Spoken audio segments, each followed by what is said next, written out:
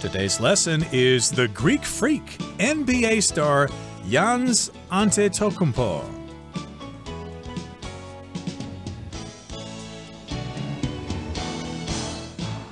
Hi, everybody. My name is Roger. And my name is Helen. And today we're going to talk about the world of the National Basketball Association, or the NBA.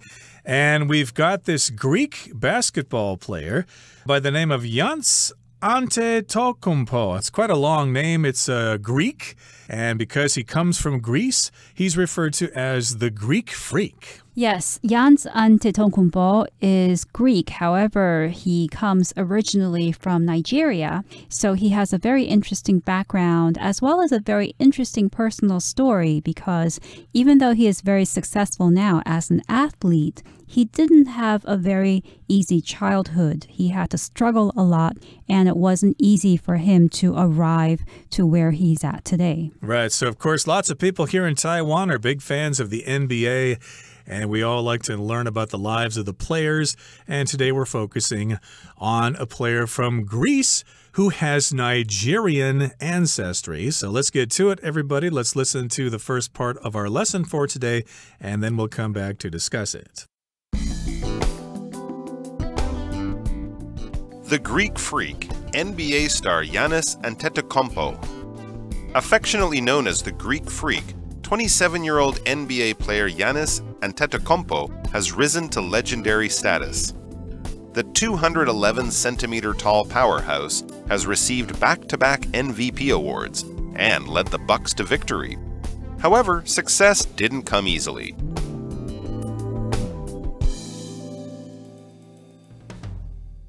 大家好，标题我们看到单字 freak， 这个字是名词，指的是怪胎或者是怪人，像是 The strange animal was looked upon as a freak by the children when they saw it。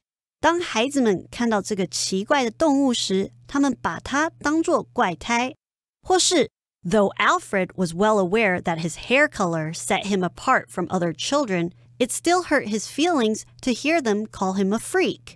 虽然 Alfred 清楚知道他的发色让他与其他孩子不一样，但听到他们称他为怪人还是很难过。接着我们看到单字 powerhouse， 这个字是名词，指精力旺盛的人，权势集团或者是强国。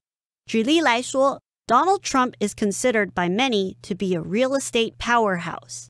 Donald Trump 被许多人认为是房地产巨头。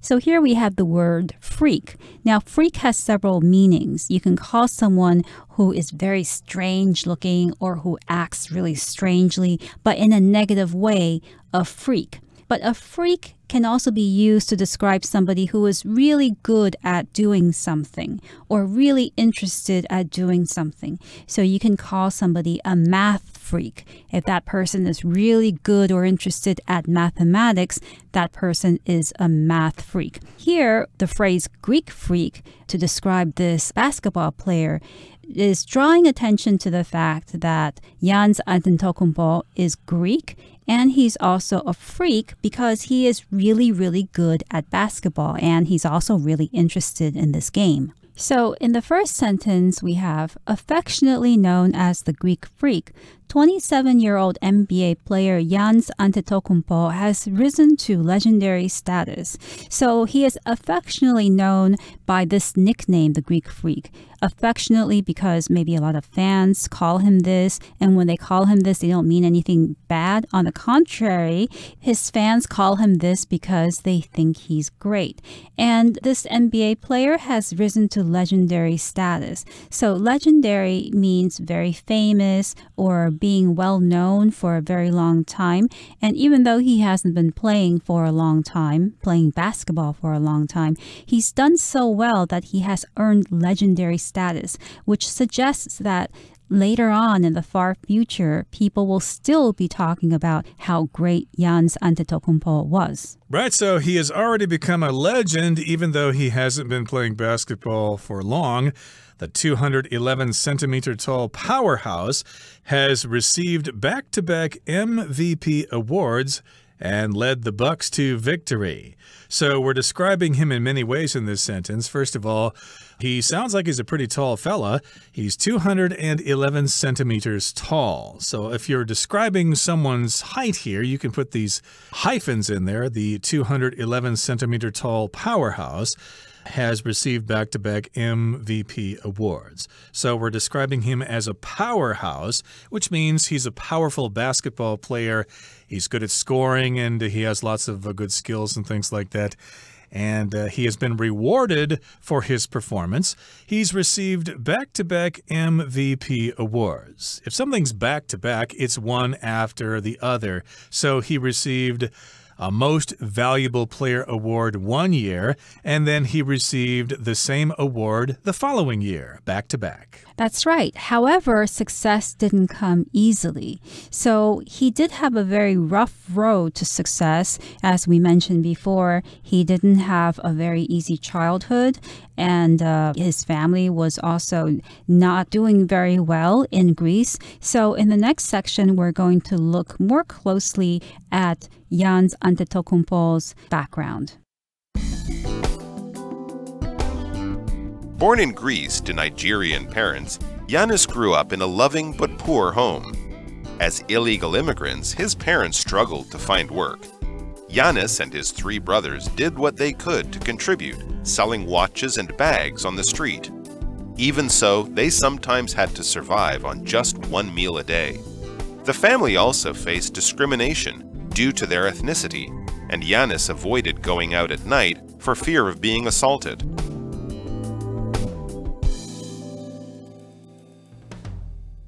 第二部分，我们看到动词 contribute 表示出力或者是贡献。例如 We each contributed some money to buy Harry a birthday gift. 我们每一个人出一些钱来买 Harry 的生日礼物。或是 Everyone on the business team contributed an idea. 那个商业团队里的每个人都贡献一个点子。另外补充这个字的名词 contribution C-O-N-T-R-I-B-U-T-I-O-N contribution 指的是贡献或者是捐献，像是 As an employee, Ted has made many contributions to our company. 作为一名员工 Ted 对我们公司贡献良多。或是 Most charities rely on contributions from the general public. 大多数慈善机构依靠公众的捐献。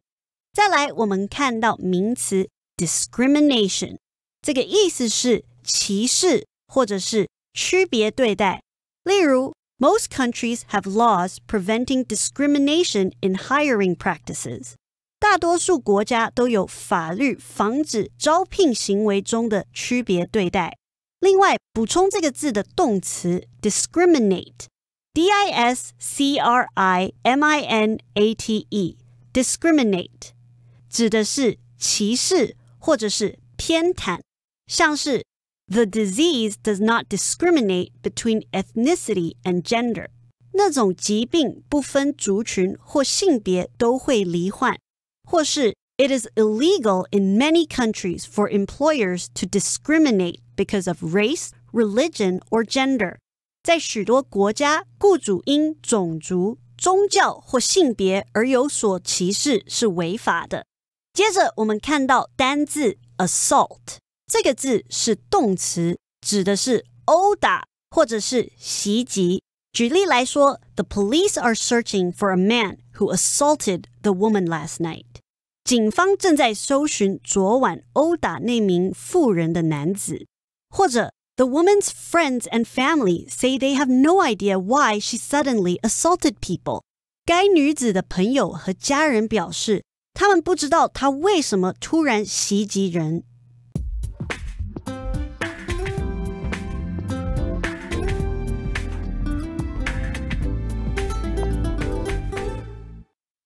Okay, let's talk about the second part of our lesson for today. We're talking about the life and times of Yanis Antetokounmpo.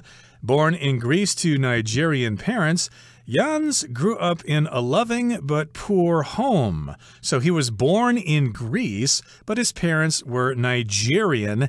And if something is Nigerian, well, it comes from Nigeria, which is a country in Africa. It's quite large, actually, and they tend to be a soccer powerhouse.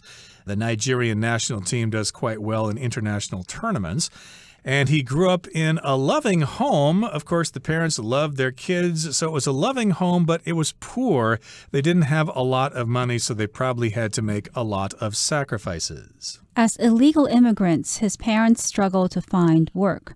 So we know that his parents were illegal immigrants. An immigrant is somebody who comes to live in a country from another country. So his parents came to live in Greece from Nigeria. So we use the word immigrant usually to define those people who go to live in another country because they want to find a better job or make more money. Those people are usually called immigrants, whereas other people who go to a country, those people who are already rich or who already have very good opportunities in that new country, we usually don't call them immigrants. We might call them expats. But in any case, these Nigerian parents of Yanis were illegal immigrants, which means that they did not go to Greece legally. So maybe they were in Greece without the government knowing. So that created some specific problems for him and his family. Of course, many people from Africa try to move north into Europe there, so they travel through Algeria and Libya and places like that. And smugglers take them to Spain or Greece or Italy or places like that. And they do this mostly illegally. Sometimes they're allowed into the country. But in this particular case, his parents were illegal. They lived illegally in Greece. They were immigrants, but they were not legal. So, of course, as a result of that, they probably did not have the proper documents. And it was difficult for them to find jobs. Now, Yanis and his three brothers did what they could to contribute, selling watches and bags on the street. So their parents were not doing quite well. It wasn't because they were lazy or anything like that. They just couldn't find work. It was difficult for them to find good-paying work. So the brothers, they all worked in. They pitched in to contribute. If you contribute, that means you help out. You maybe give some money to somebody. You contribute money to an orphanage or something like that. In this particular case, they contributed to the family by selling watches and bags on the street. They set up a little stand on the street and they tried to sell watches and bags to passers-by. Yes, even so, they sometimes had to survive on just one meal a day. So even though they contributed by selling watches and bags and tried to make money for the family, sometimes even that wasn't enough. And as a result, they had to eat only one meal a day, so they sometimes went hungry. So here we have the phrase, even so. You would use this phrase for introducing a statement that seems to go against what you had just said. So we had just said that Yanis and his brother sold bags and watches to make money for the parents. So one might think, oh, okay, well, if they did this, then they have enough money to eat. However, the next sentence begins with even so, meaning what you just said is true, but this is even more surprising because even though they made that money, they still did not have enough money to buy food. And that was just one of their problems. They had another problem here. The family also faced discrimination due to their ethnicity. And Yanis avoided going out at night for fear of being assaulted. So if you face discrimination, that means people are treating you negatively because of a certain aspect of your person. It could be your race, it could be your gender, it could be the fact that you're overweight or something. We have various forms of discrimination. This particular case was racial discrimination because of their ethnicity. And remember, they are black people from Nigeria, and Greece is primarily a white country, so they were probably discriminated against because of their race or because of their ethnicity. Right, and because of this, Jans avoided going out at night for fear of being assaulted. So when you assault someone, it means you attack them physically. You might go out and hit them and push them. That's assaulting somebody. So Jans avoided going out at night for fear of being attacked, being hit. For fear of just means that in case something bad happens, you avoid doing something in case something bad happens. So when I was a kid, I often didn't talk to my father when he seemed like he was in a bad mood for fear of getting him even angrier at me. So I would avoid him for fear of angering my father.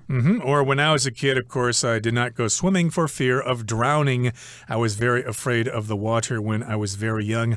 Luckily, I took swimming lessons, and now I love to go in the water. Okay, that brings us to the end of the second part of our lesson for today. It's time now to move on to the third part and learn more about Jans Antetokounmpo.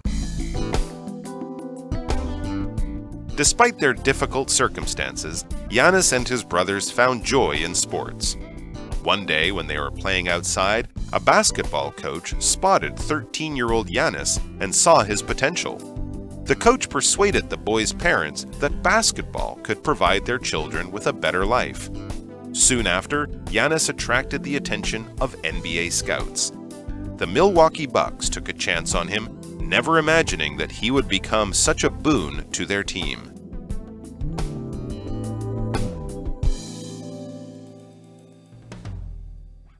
So despite their difficult circumstances, Jans and his brothers found joy in sports. In the last part, we mentioned a few difficulties that Jans and his brothers had. The fact that they didn't have a lot of money, that they had to face discrimination due to their ethnicity. But despite these difficult circumstances, so these circumstances refer to the conditions that affected their situation. So the conditions would be discrimination and a lack of money. So despite these difficult circumstances, Jans and his brothers found joy in sports. They were happy when they played sports, and it's suggested that when they played sports, they were able to forget their troubles. Indeed, you can't sell watches and bags all day long and live as a poor person. Sometimes you got to have fun, so they would go outside and play sports. And one day when they were playing outside, a basketball coach spotted 13-year-old Jans and saw his potential. So sometimes we got basketball coaches walking around playgrounds, checking out the local talent, looking for people to maybe join their teams or something like that. So a basketball coach just happened to be walking by, and he saw or spotted Jans playing basketball. And at the time, Jans was only 13 years old. And the coach thought, this guy is really good. He has potential to be a basketball player. Potential just refers to the possibility of something happening in the future. So he saw Jans shooting the ball, getting rebounds and things like that. So he thought, hey, this guy could actually be a pretty good player for my team. Right. You can also say that a new worker doesn't have a lot of experience, but we should hire him because he has potential, which means that he has the possibility of doing really great things in the future. So the coach here persuaded the boys' parents that basketball could provide their children with a better life. So obviously the coach realized that the boys were not living in very good conditions. So he spoke with Jans and his brother's parents and said, look, if you allow them to play basketball and perhaps become professional basketball players, perhaps they can earn a better life through this sport. Hey, if you let your boy work out every day with the team and become a basketball player, he might have some potential to play professional basketball, and he will be paid for that. And your family can have a better life as a result. So soon after that, Jans attracted the attention of NBA scouts. Now, the NBA, of course, is the National Basketball Association, and it's the most famous basketball league in the world. And, of course, they're always going out into the world looking for talent. They don't just look inside the United States. They go to Africa, Europe, China, various places, and they look for talent. They look for potential players who could play in the NBA. And such people who go out and look for players to use in the future are called scouts. Just like in the army, of course, if you want to learn about your enemy, you send scouts to gather information. That's right. And the Milwaukee Bucks took a chance on him, never imagining that he would become such a boon to their team. So when you take a chance on somebody, you are doing something, you are giving them an opportunity and hoping that they will do something good, that they will become successful.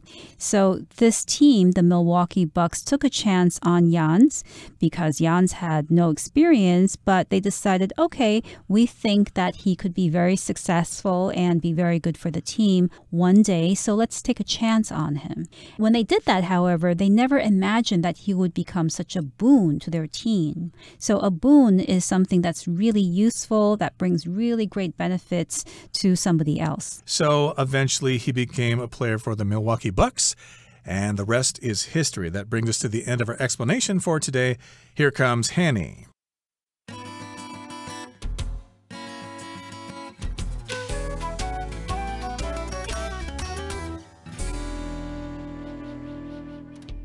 各位同学大家好，我是 Hanny。 我们来看今天的文法重点。课文第一部分提到美国职篮球员扬尼斯接连拿下最有价值球员奖，并带领公鹿队取得胜利。好，文中他用到 back to back 有连字号，那它的字面意思是背靠背，那是用来表达一个接一个的连续的那种意思。那这边就是当形容词用，像我们说 back-to-back victories 就是指接连取得胜利的意思。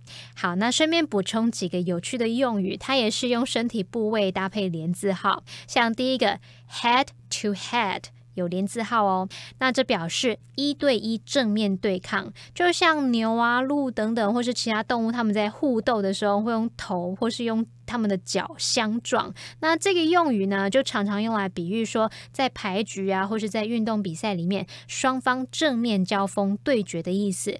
那么 head to head 它可以当形容词或副词用。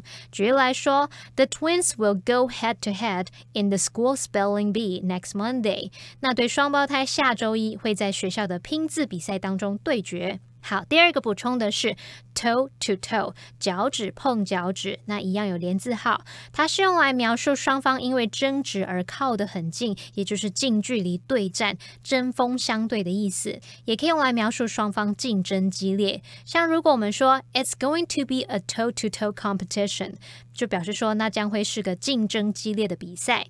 第三个补充的是 hand to mouth 一样有连字号，这字面意思是从手到嘴，那这是比喻说只有少量的钱或食物只够供给眼前所需，也就是我们中文说的勉强糊口的意思，那它是当形容词来用。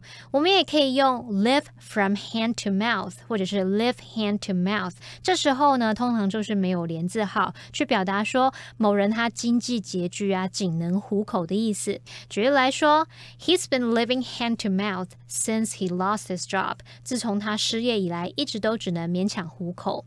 好，读到课文第三部分的第一句，尽管处境艰难，扬尼斯和他的兄弟们还是在运动中找到乐趣。那文中是用 despite their difficult circumstances 去表达尽管处境艰难。那这个 despite 或者是 in spite of 是表达尽管怎么样，虽然怎么样。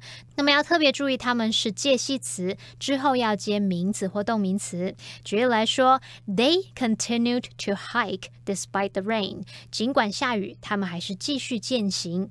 那特别注意，如果要在 despite 或者是 in spite of 后面接子句，这时候不能直接接哦，我们必须先接一个名词同位语，可能像是 the fact， 然后再接 that 子句。所以常见的句型就是 despite the fact 或是 in spite of the fact， 再去接 that 子句。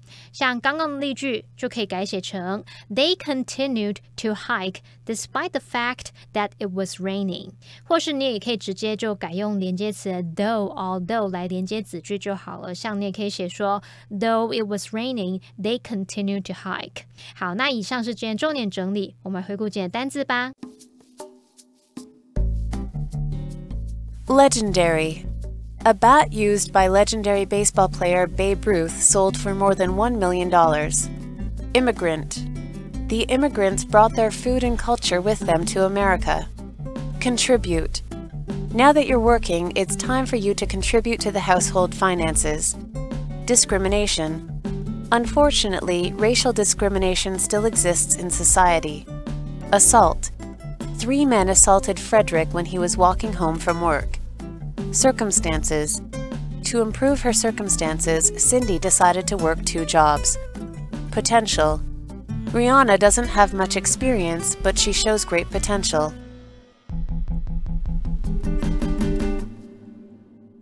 Well, everyone, today's article has come to an end, and I sure hope you enjoyed reading along with us. I am Roger.